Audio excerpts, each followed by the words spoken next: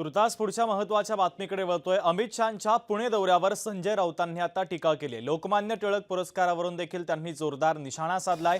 टिळक कुटुंबियांना नक्की झालंय काय असा सवाल आता राऊतांनी उपस्थित केलाय। आता मोठं आर्मी वगैरे पुण्यात आणली असं कळलं मला। सगळा महाराष्ट्राचा पोलीस फोर्स पुण्यामध्ये आणलेला आहे। अरे कशाला घाबरताय, कोणाला घाबरताय? गृहमंत्री आहात ना, मुळात तुम्ही मूळचे गुंड आहात। इथे गुंडासारखे वागा, नाही तर गृहमंत्र्यासारखे वागा। तुम्ही मूळचे तडीपार गुंड आहात, मग गुंडांना गुंडासारखं वागावं किंवा मग गृहमंत्री आहे तर गृहमंत्र्यासारखं वागावं। जनतेशी संवाद साधा, बोला जनतेशी।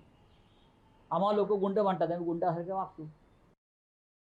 टिळकांच्या नावाचा पुरस्कार ज्यांना दिला जातो आणि ज्यांच्या हस्ते दिला जातो त्याने जंतर मंतर कांड केलं ना। जालियनवाला बाग नंतर या देशात जर कोणतं कांड घडलं असेल तर ते जंतर मंतर कांड आहे।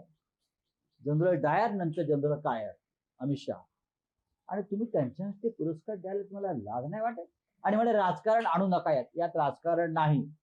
हा देशाचा अस्मितेचा, अभिमानाचा, स्वातंत्र्याचा आणि लोकशाहीचा विषय।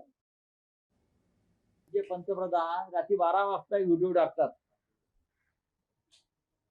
दिवसा व्हिडिओ टाकायला घाबरतात मुलांशी बोलायला, आणि तुम्ही आमच्याशी हिंसेचा गप्पा मारताय। तुमच्या लाठ्या खाट्या बंदुकाच्या गोळ्या खाऊन इथे तरुण वर्गात क्रांती करायला तयार झालेला। तुम्ही क्रांतीच्या आड येऊ नका।